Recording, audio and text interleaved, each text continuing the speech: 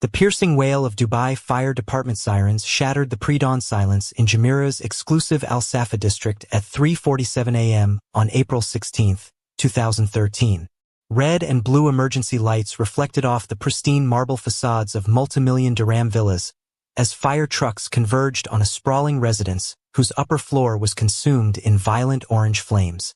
Inside the smoke-filled villa, first responders discovered 2 bodies in the charred remains of what had once been luxurious living quarters, while a third victim, severely burned but alive, was found on the ground floor, her designer nightgown singed and trembling hands betraying the horror she had witnessed. By dawn, headlines would scream across international media. Emirati housewife burns down home, killing husband and Filipina maid-in-love triangle gone wrong. What started as suspicions about morning sickness would end in a deadly inferno that exposed the dark underbelly of Dubai's perfect expatriate life. Hind al-Mazrouei had been born into privilege in 1971, the daughter of one of Dubai's most prominent merchant families whose trading empire had helped build the Emirates' commercial foundation during the oil boom years. Her childhood in the family's sprawling compound in Old Dubai was filled with private tutors, international travel, and the unspoken expectation that she would marry well and maintain the family's sterling reputation. At the American University of Sharjah in the early 1990s, Hind distinguished herself both academically and socially. She could navigate traditional majlis gatherings with elder relatives and modern business conferences with equal grace. Her marriage to Nasser al-Mazrouei at 22 in 1993 had been the social event of the season, bringing together 2 of Dubai's most influential families in a lavish ceremony that made society pages across the Gulf. 20 years later, Hind had crafted what appeared to be the perfect expatriate wife's life. As an active member of the Dubai Ladies Club, she organized charity galas raising hundreds of thousands of dirhams for various causes. Her carefully maintained photo albums showcased designer shopping trips to London, afternoon gatherings at the newly opened Atlantis Resort, and weekend getaways to their Fujairah beach house.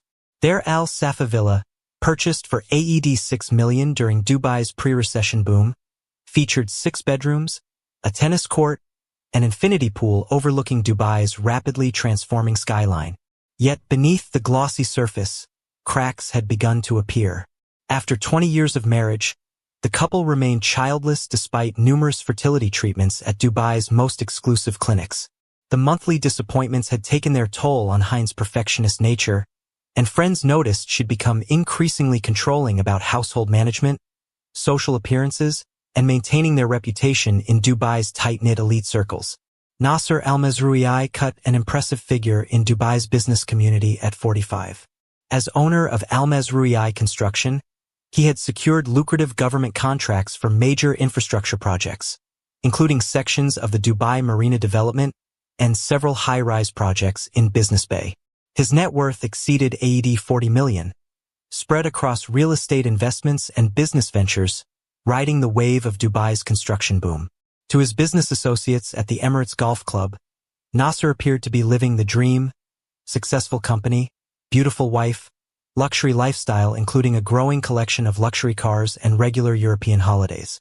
However, those closest to the couple had begun noticing subtle changes. Nasser's business trips had become more frequent and longer, often extending planned 2-day meetings into week-long absences. His once attentive demeanor toward Hind had grown distant, and their famous dinner parties had become less frequent. When pressed about his increasing absences, Nasser would cite expanding business opportunities and the demands of Dubai's booming construction market.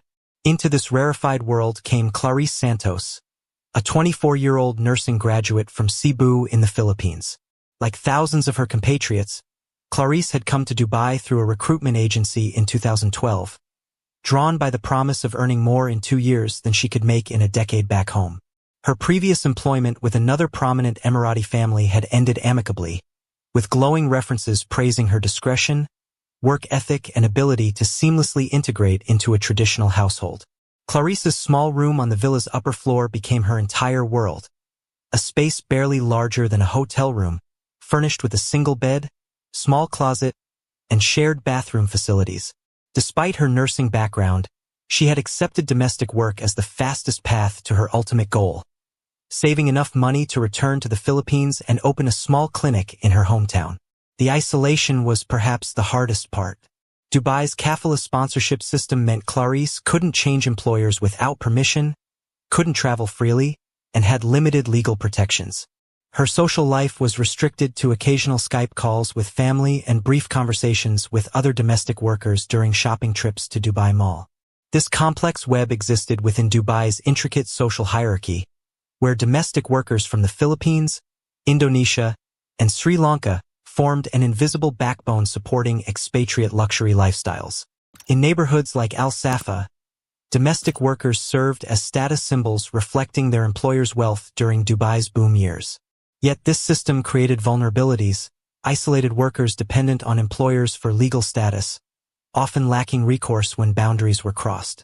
As 2013 began, the Al-Mazrouei household appeared to maintain perfect order. Neighbors saw familiar patterns of successful expatriate life. Luxury cars departing each morning, regular entertaining, and quiet efficiency of well-managed domestic staff. The marble facade gleamed in Dubai's relentless sunshine, reflecting prosperity and stability in a city recovering from the 2008 financial crisis, but showing renewed growth signs. But behind closed doors, subtle changes were beginning to emerge. Changes that would ultimately lead to a deadly confrontation, exposing not just personal betrayals, but systemic vulnerabilities in Dubai's complex social order. The perfect life Hind had spent 20 years building was about to unravel in the most spectacular and tragic way imaginable. March 2013 brought Dubai's brief spring season, when the oppressive summer heat temporarily retreated and the city's elite emerged for outdoor gatherings and extended social events. It was during this time that Hind Al-Mazrouei first noticed the subtle changes in her household's carefully orchestrated rhythm. The signs were so small initially that she questioned her own observations. A fleeting moment of nausea when Clarice served breakfast, the way the young Filipina suddenly avoided the strong aroma of Arabic coffee that had never bothered her before. At first, Hind attributed these changes to the seasonal shift or perhaps homesickness affecting their domestic help. But as days passed, the signs became impossible to ignore. Clarice, who had always maintained her petite figure through careful eating habits, began choosing looser traditional Filipino dresses instead of her usual fitted uniforms. Her energy levels, once consistent throughout long working days, now seemed to fluctuate dramatically. Bursts of activity followed by periods where she would sit heavily in kitchen chairs, her hand unconsciously resting on her stomach. The morning routine that had run like clockwork for months began experiencing small disruptions. Clarice would excuse herself during breakfast preparation, rushing to the guest bathroom with barely concealed urgency. When questioned, she would blame something she ate or claim the cleaning products were making her feel dizzy.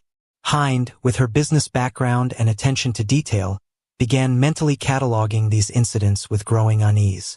More troubling was Nasser's increasingly protective behavior toward their domestic help.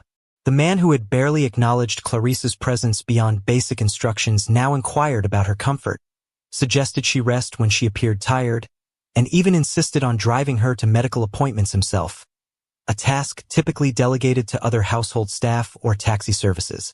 When Hind questioned this unusual consideration, Nasser's responses carried a defensive edge that was entirely out of character. Family dinners, once filled with discussion about business developments and social plans, became exercises in awkward silence. Nasser would steal glances toward the kitchen where Clarice worked, while Hind found herself analyzing every interaction, every shared look, every subtle change in household dynamics. Their friends at weekly gatherings began commenting on the tension, asking if everything was well at home with characteristic diplomatic vagueness that marked Dubai's expatriate social circles. The investigation began accidentally when Hind noticed unexplained numbers on their shared mobile phone bill in early April. The calls, made during afternoon hours when she assumed Nasser was in meetings, lasted for extended periods and were directed to numbers she didn't recognize. Her banking background made her naturally analytical about financial discrepancies, and she began systematically examining their household accounts with forensic precision. Hidden in Clarice's small upper-floor room, beneath carefully folded traditional Filipino dresses, Hind discovered a pregnancy test still in its packaging. The discovery hit her like a physical blow, confirming suspicions she had desperately hoped were unfounded. Her hands shook as she photographed the evidence before carefully replacing it exactly as found, her mind racing through implications and possibilities. Nasser's business schedule, once predictable and transparent, had become increasingly erratic. Meetings that should have ended by mid-afternoon extended well into evening hours. His explanations about construction site visits and client dinners seemed plausible until Hind began cross-referencing his stated appointments with publicly available information about his company's projects. The inconsistencies were subtle but undeniable. Other household staff began exhibiting uncomfortable behaviors when questioned about daily routines. The gardener avoided eye contact when discussing Nasser's comings and goings. The part-time cook made excuses to leave early when both Nasser and Clarice were present. Even their longtime driver seemed nervous when asked about recent transportation requests, suggesting an awareness of situations that made him uncomfortable. Financial irregularities emerged through Hind's meticulous examination of bank statements. Cash withdrawals in amounts unusual for Nasser's typical spending patterns appeared alongside charges at medical facilities she didn't recognize. Gift purchases at jewelry stores that never materialized as presents for her raised additional questions about their intended recipients. Clarice's limited social media presence, usually filled with photos sent to family in the Philippines, had become noticeably sparse, with mood changes evident in her infrequent posts. The cultural pressures weighing on Hind intensified as her suspicions solidified. Her family's prominence in Dubai's business community meant any scandal would reverberate far beyond their personal lives. The Al Mazrui name carried weight in government circles, banking relationships, and social hierarchies that had taken generations to establish. A marital crisis involving domestic staff would not only destroy her personal happiness but potentially damage business relationships and family honor in ways that could affect multiple generations. Economic implications loomed large as Hind contemplated potential outcomes. Their substantial assets, built over 20 years of marriage, would face complex division procedures under UAE law. Nasser's business relationships, many built on personal trust and family connections, could suffer irreparable damage if their private problems became public knowledge. The construction industry in Dubai operated on reputation and family connections, making personal scandals potentially devastating for business prospects. Extended family dynamics added another layer of complexity. Both sets of parents had invested significant emotional and financial capital in their marriage's success. In-laws' expectations and generational differences regarding how such matters should be handled created pressure to maintain appearances regardless of personal cost. As April progressed, Hind began planning a confrontation with meticulous care. She chose timing when other household staff would be absent, ensuring privacy for what she knew would be a life-altering conversation. The villa's traditional majlis, with its Arabian architectural elements and family photographs spanning decades, seemed the appropriate setting for addressing matters that touched the core of their cultural and personal values. Yet even as she prepared emotionally for answers she dreaded receiving, Hind understood the profound power imbalances that made this situation so complex. Clarice's vulnerability as a foreign domestic worker created legal and social dynamics that went far beyond simple personal betrayal, encompassing systemic issues that would complicate any resolution. The perfect facade they had maintained for 20 years was beginning to crumble, and Hind sensed that whatever truth emerged from her planned confrontation would forever change not just her marriage, but the lives of everyone touched by their carefully constructed Dubai dream. The confrontation came on a suffocating April afternoon when Dubai's heat had already begun its relentless climb towards summer intensity. Hind had carefully orchestrated the timing. The gardener was off duty, the part-time cook had finished her morning shift, and Nasser was supposedly attending a contractor's meeting in Business Bay. The villa's kitchen, with its floor-to-ceiling windows facing the garden, provided natural lighting that seemed almost theatrical as Hind found Clarice preparing ingredients for the evening meal. "We need to talk," Hind said quietly in English, closing the kitchen door behind her. The sound seemed to echo in the marble-tiled space, and she watched Clarice's shoulders tense immediately. The young woman continued chopping vegetables with mechanical precision, her knuckles white against the knife handle. "Yes, ma'am," Clarice replied, her voice barely above a whisper. The formal distance she maintained even after months of working together suddenly felt charged with unspoken tension. Hind's direct questioning began methodically, each question designed to peel away layers of carefully constructed deception. "The pregnancy test in your room," she stated simply. "When were you planning to tell me?" The knife slipped from Clarice's hands, clattering against the granite countertop as her composure finally cracked. For 20 minutes, Clarice maintained her denials through increasingly desperate explanations. The test belonged to a friend. She was holding it for someone else. She didn't know what Hind was talking about. But as Hind presented piece after piece of evidence, the phone records, the medical appointments, the changed behavior patterns, Clarice's resistance crumbled like sand in Dubai's desert winds. The breaking point came when tears began streaming down Clarice's face, and the truth spilled out in broken English mixed with Tagalog phrases she whispered to herself like prayers. "I'm so sorry, ma'am. I never wanted this to happen. I never wanted to hurt you." Her hands moved protectively to her still flat stomach as she admitted what Hind had already suspected, but desperately hoped wasn't true. The detailed revelation that followed shattered any remaining illusions about her marriage. The affair had been ongoing for 6 months, beginning during the period when Hind's mother had fallen seriously ill, and she had spent weeks traveling between Dubai and London for medical treatments. Nasser had not only pursued Clarice during her vulnerability and isolation, but had made promises that painted their relationship as more than a casual betrayal. "He said he loves me," Clarice sobbed, her words barely comprehensible through her tears. "He said we would move to Abu Dhabi, that he would take care of me and the baby. He said he would marry me properly, that you would understand eventually." The naive hope in her voice made Hind's stomach turn as she realized the depth of manipulation involved. Clarice's perspective emerged through her tearful confession, a complex mixture of genuine emotional attachment and economic desperation. She spoke of Nasser's kindness during her lonely evenings, his promises of security for her family back in the Philippines, and his assurances that their relationship was built on love rather than exploitation. Yet underneath her words, Hind could hear the fundamental vulnerability of a young woman far from home, dependent on her employers for everything from legal status to basic survival. The pregnancy details cut deepest of all. 3 months along, carefully planned together with Nasser, discussed in whispered conversations during Hind's absences. While Hind had been undergoing another round of painful fertility treatments, spending thousands of dirhams on procedures that continued to fail, her husband had been creating the family she desperately wanted with their domestic help. Nasser's financial promises became clear as Clarice revealed secret bank accounts he had opened, property viewings in Abu Dhabi they had attended together, and his assurances that money would never be a concern for their new family. The systematic planning behind the betrayal made it feel less like an affair and more like the methodical dismantling of her entire life. Hind's reaction evolved through distinct phases as the full scope of the deception became clear. Initial disbelief gave way to a growing rage that seemed to physically heat the air around her.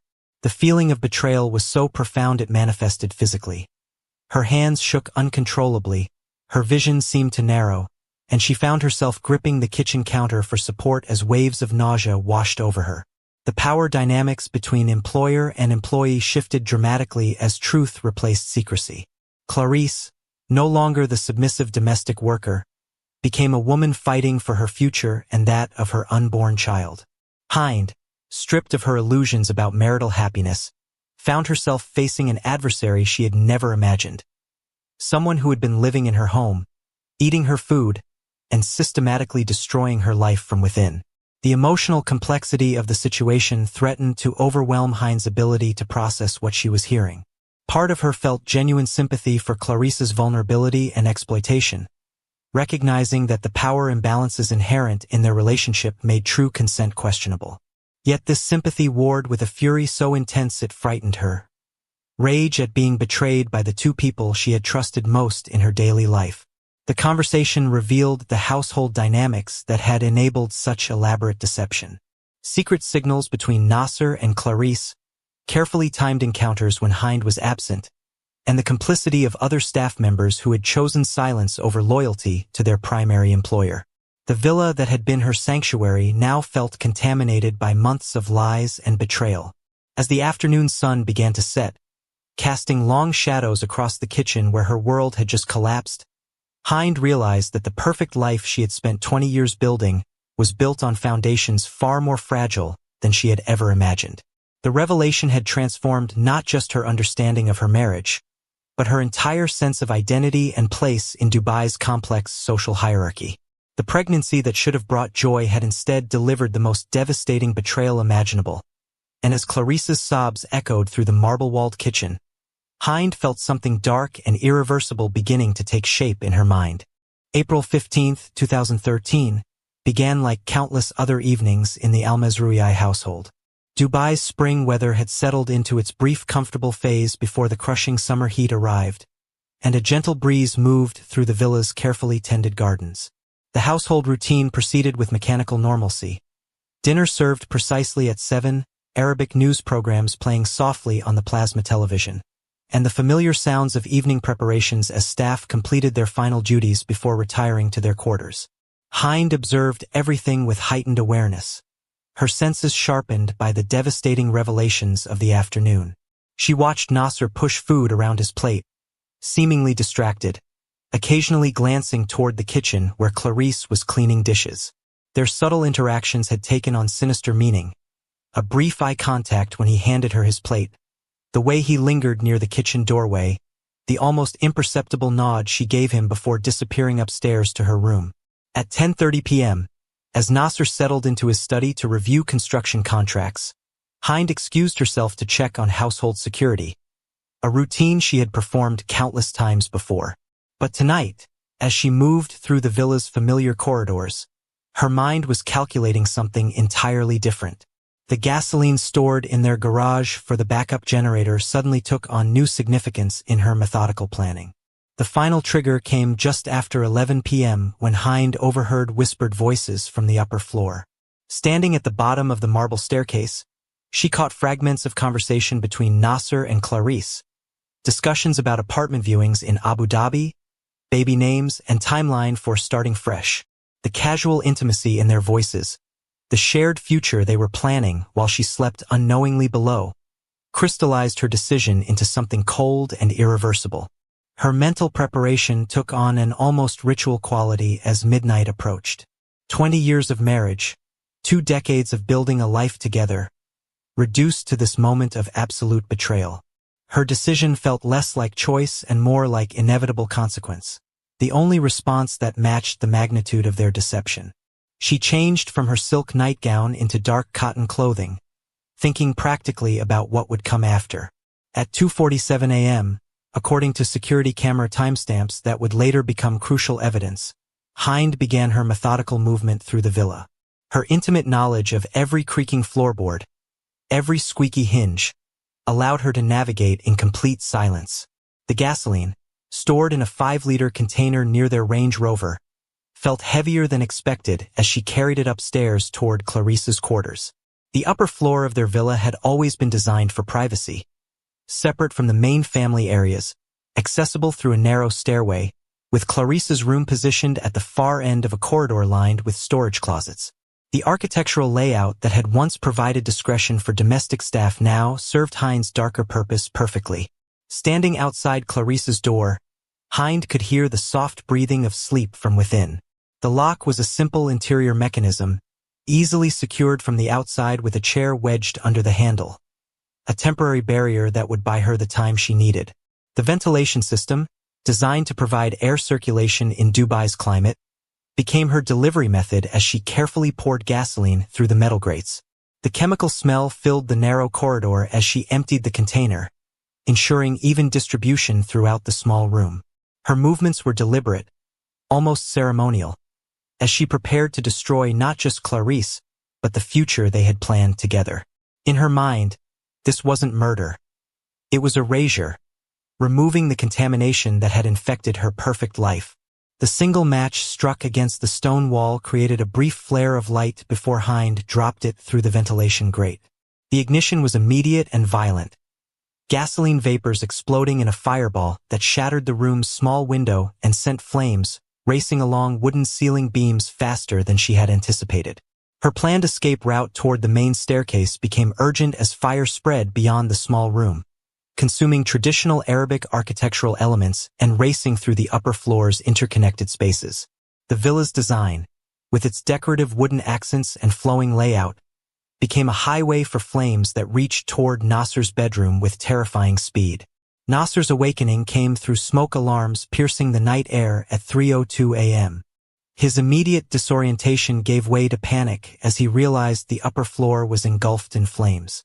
Despite the obvious danger, his first instinct was to reach Clarice, a response that revealed the depth of his emotional attachment even in life-threatening circumstances. The locked door and intense heat created insurmountable obstacles as Nasser tried desperately to reach the source of the fire. Smoke inhalation began affecting his coordination and judgment as he struggled with the makeshift barricade Hind had created. His final moments were spent not fleeing to safety, but attempting to save the woman carrying his child. Dubai Fire Department's response time of 13 minutes was considered excellent by international standards, but the villa's upper floor was already lost when professional firefighters arrived. Neighbors' emergency calls had brought multiple units, their red lights reflecting off marble facades throughout Al Safa as the community watched one of their own burn. Rescue operations revealed the full scope of the tragedy. Nasser was found collapsed near Clarice's door, overcome by smoke inhalation. Clarice herself was discovered unconscious in her room, severely burned but still alive. Hind was located on the ground floor, suffering minor burns and apparent shock, her carefully planned survival a stark contrast to the devastation above. The immediate aftermath transformed their quiet neighborhood into a crime scene. Dubai Police Criminal Investigation Department sealed the property as forensic specialists began collecting evidence of what appeared to be deliberate arson. The distinctive gasoline odor and burn patterns told a story that contradicted any possibility of accidental fire. Media attention was swift and intense, with local news outlets reporting the dramatic fire and international coverage focusing on the cultural implications of the tragedy. The story had everything that captured global attention: wealth, betrayal, domestic workers' rights, and deadly consequences in Dubai's expatriate community. As dawn broke over the charred remains of their villa, the perfect facade that had defined the Al-Mazrouei family for 20 years lay in ruins. The fire had consumed more than just a building. It had destroyed lives, exposed systemic vulnerabilities, and created ripple effects that would resonate through Dubai's complex social hierarchy for years to come. The investigation was just beginning, but the truth was already written in gasoline residue and burn patterns that would soon reveal the calculated nature of a betrayed wife's ultimate revenge. The investigation unfolded with methodical precision as Dubai Police's Criminal Investigation Department assembled their case against Hind al-Mazrouei. Captain Ahmed al-Suwaidi, head of the arson unit, led a team of forensic specialists who found gasoline residue concentrated throughout Clarice's room and distinctive accelerant burn patterns that eliminated any possibility of accidental fire. Security camera footage from neighboring villas captured Hind's movements throughout the night, creating an irrefutable timeline of premeditation that would become the cornerstone of the prosecution's case. Digital analysis revealed the depth of planning behind her actions. Phone records showed Hind had researched fire behavior and accelerants in the weeks following her discovery of the affair, including multiple searches for gasoline ignition patterns and smoke inhalation effects. Financial transactions included cash purchases of additional gasoline containers from different service stations across Dubai, suggesting she had considered multiple scenarios before settling on her final plan. Her browsing history revealed disturbing searches about fire escape routes and burn treatment facilities. Witness testimonies painted a picture of a woman consumed by betrayal and methodically planning her revenge. The villa's part-time cook, Maria Santos, revealed that Hind had questioned her extensively about Nasser and Clarice's interactions during the weeks preceding the fire. Business associates described Nasser's recent distraction and frequent mentions of future changes in his personal life that now took on sinister meaning. Neighbors reported seeing Hind making unusual nighttime visits to their garage in the days before the tragedy. Medical examinations provided crucial evidence about the victim's final moments. Nasser died on April 17, 2013, never regaining consciousness after smoke inhalation caused cardiac arrest. The autopsy revealed he had inhaled superheated gases while attempting to reach Clarice's room, confirming witness accounts of his desperate rescue attempts. His construction company, Almaz Construction, collapsed within months as government contracts were canceled and business relationships dissolved in the scandal's aftermath. The family name that had taken generations to build in Dubai's commercial circles was destroyed overnight. Clarice Santos fought for her life for 6 agonizing days at Dubai Hospital's burn unit, before succumbing to severe burns covering 60% of her body and respiratory complications on April 23, 2013. Her death devastated her family in Cebu, who had depended on her monthly remittances for basic survival. The Philippines embassy coordinated her body's repatriation, but the funeral costs bankrupted her relatives who had borrowed money hoping for her eventual return with substantial savings. The loss of her unborn child added another layer of tragedy to legal proceedings, as UAE law treated fetal death as an additional criminal charge. Hind's trial began 6 months later at Dubai Criminal Court, drawing international media attention to domestic worker rights in the Gulf region. The courtroom was packed daily with journalists, human rights observers, and members of both the Emirati and Filipino communities. High-profile Emirati defense attorneys led by Khalid al-Mansouri argued temporary insanity, claiming the discovery of her husband's affair and Clarice's pregnancy had triggered a psychological breakdown that rendered her incapable of rational decision-making. The prosecution, headed by Chief Prosecutor Fatima Al-Zahra, presented overwhelming evidence of premeditation. The systematic investigation of the affair, the careful planning of the fire, and the calculated timing of her actions. They portrayed Hind not as a victim of betrayal, but as a calculating killer who had chosen murder over legal remedies available through Dubai's family courts. Security footage, financial records, and digital evidence created an unshakable foundation for their case. The confession moment came during her 3rd day of testimony when sustained questioning broke through her composed exterior. "I didn't want to kill him," she sobbed before the packed courtroom, her voice barely audible above the sudden silence. "I just wanted to watch him lose her the way I lost everything." The statement revealed the revenge motive that had driven her actions, not just eliminating Clarice, but forcing Nasser to suffer the loss of someone he loved before dying himself. Expert psychiatric testimony debated whether extreme emotional distress could excuse premeditated murder, while cultural experts explained the particular shame and humiliation Hind faced in Dubai's traditional society. Dr. Sarah Al-Kabi, a prominent forensic psychiatrist, testified that Hind suffered from complex trauma but remained legally competent during the planning and execution of her crimes. Judge Muhammad Al-Rashid ultimately found that while her emotional state was a mitigating factor, the systematic planning and innocent lives lost demanded severe consequences. Hind received a 20-year sentence with possibility of parole after 15 years, contingent on completing mental health treatment and rehabilitation programs. The verdict satisfied neither side completely but reflected the complex cultural and legal considerations involved in the case. The tragedy catalyzed significant reforms in UAE domestic worker protections. New regulations required regular welfare checks, improved complaint mechanisms, and stricter oversight of employer-employee relationships. The kafala sponsorship system underwent modifications allowing workers greater mobility and legal protections, while employment agencies faced enhanced screening requirements. 5 years later, measurable improvements in domestic worker conditions had emerged from the ashes of the Al Mazrui villa. Clarice Santos became a symbol for worker rights advocacy, with educational programs bearing her name across the Philippines and UAE. The scholarship fund established in her memory had supported dozens of young nurses pursuing education and professional development. Hind's case established legal precedents for handling domestic violence cases involving cultural complexities, while ongoing monitoring by international human rights organizations ensured continued attention to systemic issues. The perfect facade of expatriate life in Dubai had been forever altered, replaced by greater awareness of the human costs hidden behind marble walls and luxury lifestyles. And that wraps up today's story. Now we want to hear from you. Where are you watching from? Drop your city or country in the comments, and let's see how far these stories reach. If this story moved you or gave you chills, give it a like, share, and subscribe for more powerful stories. One last thing, rate the story from 1 to 10 in the comments. Your feedback helps us bring you even better ones next time. Thanks for watching. We appreciate you being part of this storytelling journey.